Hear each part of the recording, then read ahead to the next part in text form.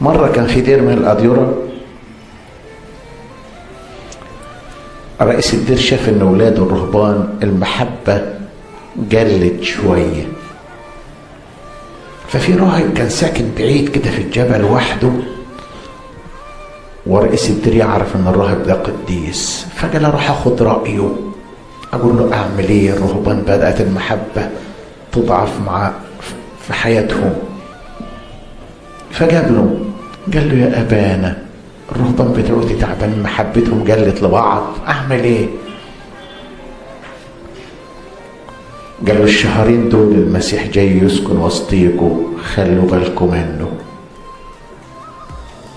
يا هو كان يثق فيه جدا، فرجع للرهبان خلي بالكم المسيح هيسكن وسطينا، المسيح معانا وهيبقى متخفف حد من الرهبان، كل واحد كان يتعامل مع اخوه على انه المسيح، هذا هو المطلوب.